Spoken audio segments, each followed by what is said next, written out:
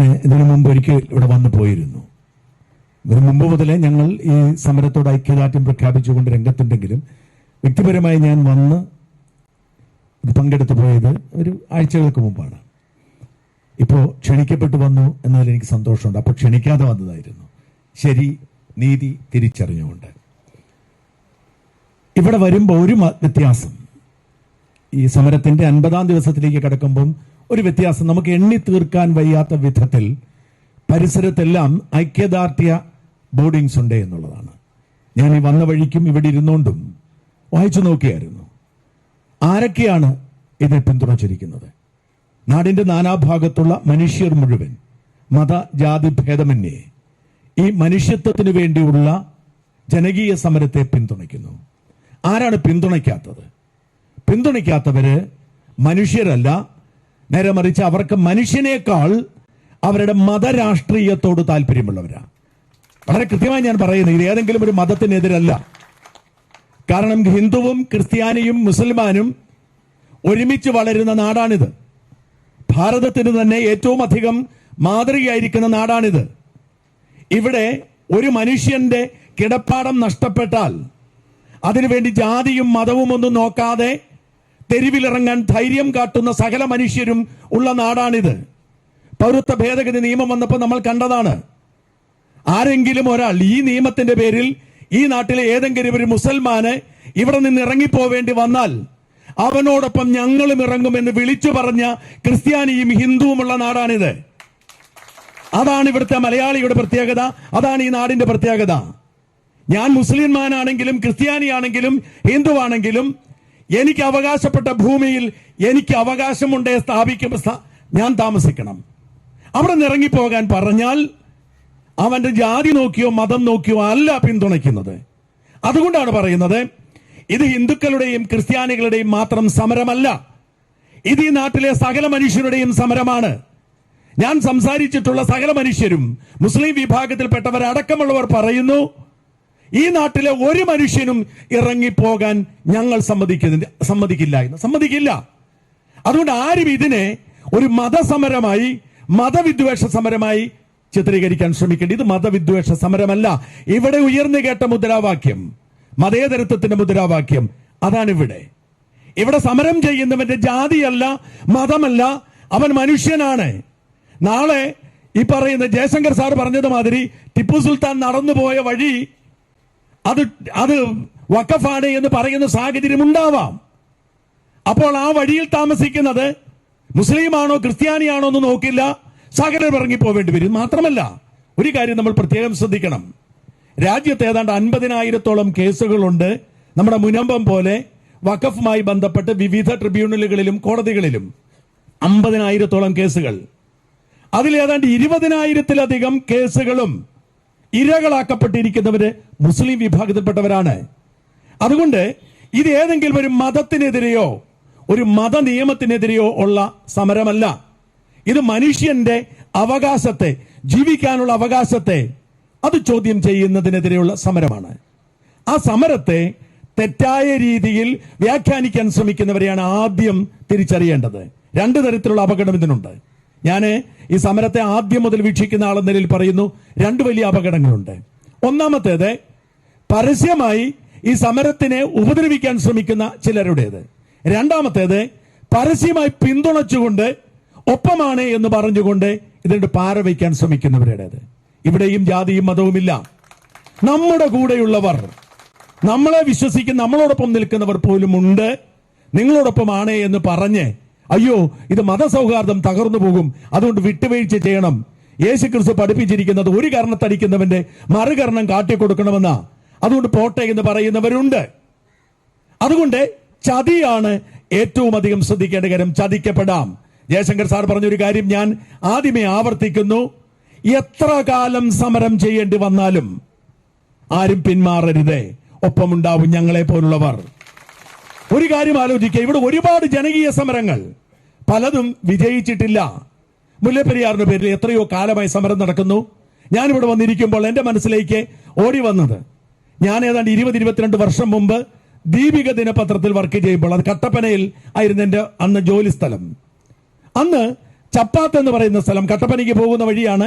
കുട്ടിക്കാനത്തുനിന്ന് മുണ്ടക്കയത്തുനിന്ന് കട്ടപ്പനയ്ക്ക് പോകുന്ന വഴിയാണ് ചപ്പാത്ത്. ഈ ചപ്പാത്തിൽ ഇതുപോലെ തന്നെ ദിവസങ്ങളായി വർഷങ്ങളായി സത്യാഗ്രഹ പന്തൽ കെട്ടി സമരം നടത്തുന്ന മനുഷ്യരുണ്ടായിരുന്നു. ഇപ്പോൾ ഒരു മനുഷ്യരവിടെ ഇല്ല. ഇപ്പൊ കുറച്ചുപേരെ എറണാകുളത്ത് സമരം ചെയ്യുന്നുണ്ട്. ഈ മുനമ്പം വൈപ്പിൻ ഭാഗത്താരോ ഇന്ന് എന്നെ ബന്ധപ്പെട്ടിരുന്നു. ഒരാൾ സമരം ചെയ്യുന്ന കാര്യം പറഞ്ഞിരുന്നു. അവിടെയും ഇവിടെയൊക്കെ സമരങ്ങളുണ്ട്. ഈ സമരത്തിന് പാര വയ്ക്കുന്നവരാണ് വിജയിച്ചത്. ഓർക്കുക, മുല്ലപ്പെരിയാർ അണക്കെട്ടിന്റെ ഭീഷണി ഒഴിഞ്ഞു പോയിട്ടില്ല. മുല്ലപ്പെരിയാർ തീരത്ത് താമസിക്കുന്നവർ സുരക്ഷിതരല്ല. എവിടെ പോയാ സമരം? അതിന് സംഭവിച്ച എന്താണ്? സമരത്തിന്റെ ലക്ഷ്യത്തിൽ മായം ചേർക്കാൻ ആളെത്തും. ശ്രദ്ധിക്കുക, സമരം ചെയ്യുന്നവരോട് എനിക്ക് പറയാനുള്ളത്, നിങ്ങൾ ചെയ്യുന്ന സമരത്തിൽ നിങ്ങൾക്ക് ക്ലാരിറ്റി ഉണ്ടാവണം. ആ ക്ലാരിറ്റിയിൽ വിട്ടുവീഴ്ച ചെയ്യരുത്. ഒരുപാട് പേർ സഹായിക്കാൻ വരും, ഒരുപാട് പേർ പിന്തുണയർപ്പിക്കാൻ വരും. എന്നിട്ട് അവർ ചില നിർദ്ദേശങ്ങൾ വയ്ക്കും. ഇക്കാര്യത്തിൽ ഒരു മാറ്റം വരുത്തണം. അപ്പൊ നമ്മുടെ ഇടയിൽ ഭിന്നതയുണ്ടാവും. ഞാൻ ഇപ്പോഴും ഓർക്കുന്ന അന്ന് ഈ മുല്ലപ്പെരിയാർ സമരം ഭിന്നിക്കാൻ പ്രധാന കാരണമായി മാറിയത്, അതിനുശേഷമാണ് ഇത് തകർന്നു പോയത്. ആശയം നല്ലതോ ഇല്ലയോ എന്ന് രണ്ടാമത്തെ കാര്യം. മുല്ലപ്പെരിയാർ അണക്കെട്ട് പൊളിക്കുക സാധ്യമല്ല. മുല്ലപ്പെരിയാറിൽ പുതിയ അണക്കെട്ടുണ്ടാക്കുന്നതും സാധ്യമല്ല. അതുകൊണ്ട് ഒരു തുരങ്കമുണ്ടാക്കി ആ തുരങ്കത്തിൽ നിന്ന് വെള്ളം തമിഴ്നാട്ടിലേക്ക് കൊണ്ടുപോയി അവിടെ ഒരു അണക്കെട്ടുണ്ടാക്കി കൊടുക്കാമെന്നൊരു നിർദ്ദേശം ഒരാൾ വന്നു. ആ നിർദ്ദേശം മോശമാണെന്ന അഭിപ്രായം എനിക്കില്ല. പക്ഷേ ഈ അഭിപ്രായത്തെ ചൊല്ലി തർക്കമായി. അവർ തമ്മിൽ ചേരിതിരിഞ്ഞു. അതിന്റെ മുല്ലപ്പെരിയാർ കമ്മിറ്റി കൺവീനർ മറ്റുള്ളവരോട് ചോദിക്കാതെ സ്വന്തമായി സമരം നിർത്തുന്നു എന്ന് പ്രഖ്യാപിച്ചു. ഇത്തരം അപകടങ്ങൾ ഉണ്ടാവും. ഞാൻ മേധാ പട്കർക്കൊപ്പം ഏതാണ്ട് 6 മാസം നർമ്മദയിലെ ആദിവാസികളോടൊപ്പം സമരം ചെയ്തൊരു മനുഷ്യനാണ്. എനിക്ക് 95, 94, 95 കാലയളവിൽ പ്രത്യേകിച്ച് പണിയൊന്നുമില്ലാതെ രാജ്യം മുഴുവൻ ചുറ്റി നടന്നൊരു കാലമുണ്ട്. ഒരു സഞ്ചിയൊക്കെ തൂക്കി ഒരു പരിസ്ഥിതി പ്രവർത്തകനായി സാമൂഹിക പ്രവർത്തന ആദിവാസികൾക്കിടെ ജീവിച്ചൊരു കാലമുണ്ട് എനിക്ക്. 6 മാസക്കാലം മേധാ പട്കർക്കൊപ്പം നർമ്മദയിൽ മധ്യപ്രദേശിലെയും ഗുജറാത്തിലെയും ആദിവാസികൾക്കിടയിൽ താമസിച്ച് പ്രവർത്തിച്ച ആളാണ് ഞാൻ. അന്ന് അവിടുത്തെ പാവപ്പെട്ട ആദിവാസികളുടെ സങ്കടം എന്നെ കരയിപ്പിച്ചിട്ടുണ്ട്. അവർക്ക് പലർക്കും ഈ സമരം വിജയിക്കാതെ ഇറങ്ങിപ്പോവേണ്ടി വന്നു. കാരണം അതിശക്തരായ ആളുകൾ വികസനത്തിന്റെ പേര് പറഞ്ഞുകൊണ്ട് രംഗത്ത് വരുമ്പോൾ അവർക്ക് പിടിച്ചു നിൽക്കാൻ കഴിഞ്ഞില്ല. അപ്പൊ ഇത്തരം പ്രതിസന്ധികളൊക്കെ ഉണ്ടാവാം. അതെല്ലാവരും മനസ്സിൽ കരുതണം. പല കുത്തിത്തിരിപ്പുകാരും വരും, പല ചർച്ചകളും നടത്തും. ജയശങ്കർ സാർ പറഞ്ഞതുപോലെ ചർച്ചകൾ നടത്തുന്നവരൊക്കെ ഇവിടെയാണ് ചർച്ച നടത്തേണ്ടത്, വേറൊരിടത്തുമില്ല. ആ ചർച്ച നടത്തുന്നതൊക്കെ കണ്ണിൽ പൊടിയിടാനാണ്. സമരം നടത്തുന്നത് ഇവിടെയല്ലേ, ഇപ്പൊ ചർച്ച നടത്തേണ്ടത് ഇവിടെയാണ്. അതുപോലെ തന്നെ എന്താണ് കമ്മീഷൻ, ഇപ്പോൾ പുതിയൊരു കമ്മീഷൻ വന്നിട്ടുണ്ട്. ഞാൻ കമ്മീഷനെതിരൊന്നുമല്ല, ഇവിടുത്തെ ആളുകൾ സഹകരിക്കുന്നു എന്ന് പറഞ്ഞു, സന്തോഷം. പക്ഷെ ഒരു കാര്യം ചോദിച്ചോട്ടെ, നമ്മുടെ പ്രതിപക്ഷ നേതാവ് വി ഡി സതീശൻ പറഞ്ഞത് 15 മിനിറ്റ് മതി ഇത് പരിഹരിക്കാനെന്ന്. 15 മിനിറ്റ് മതി എന്ന് പ്രതിപക്ഷ നേതാവിന് ഉത്തമ ബോധ്യമുണ്ട്. എന്താണ് പരിഹരിക്കാത്തത്? മുഖ്യമന്ത്രി പറഞ്ഞത് എന്താണ്? ഇവിടെ ആരെയും ഇറക്കി വിടില്ല, ആരുടെയും അവകാശത്തിനൊന്നും സംഭവിക്കില്ല. മുഖ്യമന്ത്രിക്ക് ആരെയും ഇറക്കി വിടില്ല എന്ന് ഉത്തമ ബോധ്യമുണ്ടെങ്കിൽ, ആരുടെയും അവകാശത്തിന് ഒരു കുഴപ്പവുമില്ല എന്ന് ബോധ്യമുണ്ടെങ്കിൽ, പിന്നെ എന്താണ് നടപ്പിലാക്കാൻ പ്രയാസം? പിന്നെന്തിനാണ് കമ്മീഷൻ? പിന്നെന്തിനാണ് കേസ്? പിന്നെന്തിനാണ് കോടതി? പിന്നെന്തിനാണ് ട്രിബ്യൂണൽ? ഇത് തന്നെ ഈ പറയുന്നതൊക്കെ കള്ളത്തരമാണ്, തെരഞ്ഞെടുപ്പ് പ്രമാണിച്ചുള്ള തട്ടിപ്പാണ് എന്നതിന് തെളിവാണ്. ഇത് അത്ര എളുപ്പത്തിൽ പരിഹരിക്കാൻ കഴിയുന്ന പ്രശ്നമല്ല. പരിഹരിക്കണമെങ്കിൽ ഒരേ ഒരു വഴിയേ ഉള്ളൂ. വഖഫ് നിയമ ഭേദഗതി 95 കൊണ്ടുവന്ന വഖഫ് നിയമ ഭേദഗതി അത് അപകടം പിടിച്ച ഒന്നാണ്. അത് 2024 വീണ്ടും ഭേദഗതി ചെയ്യണം. ഇതല്ലാതെ ഒരു പരിഹാരവുമില്ല. നമ്മുടെ രാജ്യത്തൊരു നിയമമുണ്ടെങ്കിൽ ആ നിയമത്തെ മറികടക്കാൻ ആർക്കും സാധ്യമല്ല. എന്തുകൊണ്ടാണ് ഇവിടെ ഒരു കേസിൽ സിംഗിൾ ബെഞ്ചിന്റെ വിധി ഡിവിഷൻ ബെഞ്ച് സ്റ്റേ ചെയ്തത്? ഡിവിഷൻ ബെഞ്ച് വഖഫ് നിയമം എടുത്ത് വായിച്ചു. എഴുതി വച്ചിരിക്കുന്ന വഖഫ് നിയമം അനുസരിച്ച് ഡിവിഷൻ ബെഞ്ചിന്റെ തീരുമാനം ശരിയാണ്, ആർക്കും അവകാശമില്ല. വഖഫ് ട്രിബ്യൂണൽ ഒരു വിധി പ്രഖ്യാപിച്ചാൽ അത് അന്തിമമാണ്, അതിൽ ഇടപെടാൻ ഹൈക്കോടതിക്ക് അധികാരമില്ല. അപ്പോൾ എന്ത് ചെയ്യണം? നിയമം ഭേദഗതി ചെയ്യണം. നിയമം ഭേദഗതി ചെയ്യാതെ ഒന്നും സാധിക്കില്ല. പ്രിയപ്പെട്ടവരെ, ഞാൻ ഇവിടെ ഊന്നി പറയാൻ ആഗ്രഹിക്കുന്നത്, നിങ്ങളുടെ പ്രശ്നത്തിനുള്ള പരിഹാരം കമ്മീഷനല്ല, ചർച്ചയല്ല, മുഖ്യമന്ത്രിയല്ല, പ്രതിപക്ഷ നേതാവല്ല. അവരൊക്കെ ഇവിടെ വന്ന് പറയും ഒപ്പമാണെന്ന്. ഒരുപാട് പേര് വരുന്നുണ്ട്, നിങ്ങളുടെ എം പി അടക്കമുള്ള ഒരുപാട് പേര്. എന്റെ സുഹൃത്താണ് എം പി. ഞാൻ അദ്ദേഹത്തോട് ചോദിച്ചു, നാണമില്ല ഇങ്ങനെ നിങ്ങൾക്ക് നുണ പറയാനെന്ന്. ഞാൻ അദ്ദേഹത്തെ തള്ളി പറയുന്നില്ല, ഞാൻ ചോദിച്ചു അദ്ദേഹത്തോട്. അദ്ദേഹം ആത്മാർത്ഥമായി, ഞാൻ ഹൈബി ഈഡൻ എം പിയോട് ചോദിക്കുന്ന ഒരേ ഒരു ചോദ്യം മാത്രമാണ്, അല്ലെങ്കിൽ ഇവിടുത്തെ MLA യോട് ചോദിക്കുന്ന ഒരേ ഒരു ചോദ്യമാണ്. ഇവിടെ ഐക്യദാർഢ്യം പ്രഖ്യാപിച്ചുകൊണ്ട് ഒരുപാട് പേര് ഞാൻ ജോസ് കെ മാണിയോടും ചോദിച്ചിരുന്നു, നിങ്ങളുടെ പാർട്ടിയുടെ നിലപാട് എന്താണ്? ഞങ്ങൾ വഖഫ് ജനങ്ങൾക്കൊപ്പമാണ്, വഖഫിന് എതിരാണ്, ഞങ്ങൾ ഇവിടെ ജനങ്ങൾക്കൊപ്പമാണ്. എങ്കിൽ അവരോട് ചോദിക്കാൻ ആദ്യത്തെ ചോദ്യം, നിങ്ങൾ എന്തിനാണ് നിയമസഭയിൽ വഖഫ് നിയമ ഭേദഗതിക്കെതിരെ വോട്ട് ചെയ്തത്? ഏകപക്ഷീയമായി ഏകകണ്ഠമായി നിങ്ങൾ പ്രമേയം പാസാക്കിയത് തിരുത്തുമോ? ഇതാണ് ഇവിടുത്തെ MLA യോട് ചോദിക്കൽ. MP യോട് ചോദിക്കാനുള്ള ഇനിയും അവസരമുണ്ട്. പ്രിയപ്പെട്ട MPക്ക് ഇനിയും അവസരമുണ്ട്. പാർലമെന്റിൽ വഖഫ് നിയമ ഭേദഗതി വരുമ്പോ തന്റെ ഇടത്തോടെ എണീറ്റെന്ന് പറയണം, എന്റെ പാർട്ടിയുടെ നിലപാട് അതല്ല, ഞാൻ അതുകൊണ്ട് പാർട്ടിയോട് മാപ്പ് ചോദിക്കുന്നു, പക്ഷെ എന്റെ നിലപാട് എന്റെ ജനങ്ങളുടെ നിലപാടാണ്, അതുകൊണ്ട് ഈ വഖഫ് നിയമ ഭേദഗതിയെ ഞാൻ അനുകൂലിക്കുന്നു പറയണം. പറയുമോ? പറയില്ല. കാരണം ഇതിന്റെ പിന്നിലെ വോട്ട് രാഷ്ട്രീയം ഭയാനകമാണ്. അതുകൊണ്ട് പ്രിയപ്പെട്ട സുഹൃത്തുക്കളെ, നാട്ടുകാരെ, എനിക്ക് നിങ്ങളോട് പറയാനുള്ളത്, ഇതിനുള്ള ഒരേ ഒരു പരിഹാരം പാർലമെന്റിലെത്തിയിരിക്കുന്ന വഖഫ് ഭേദഗതി നിയമം പാസ്സാവുക എന്നതാണ്. ഇപ്പൊ അത് JPCക്ക് വിട്ടിരിക്കുന്നു. JPCയുടെ കാര്യം നോക്കണം, ഓരോ ദിവസം ഫോളോ ചെയ്യുന്നുണ്ട് ഞാൻ. ഒരിക്കലും ഇതിനെക്കുറിച്ച് ചർച്ച നടന്നിട്ടില്ല.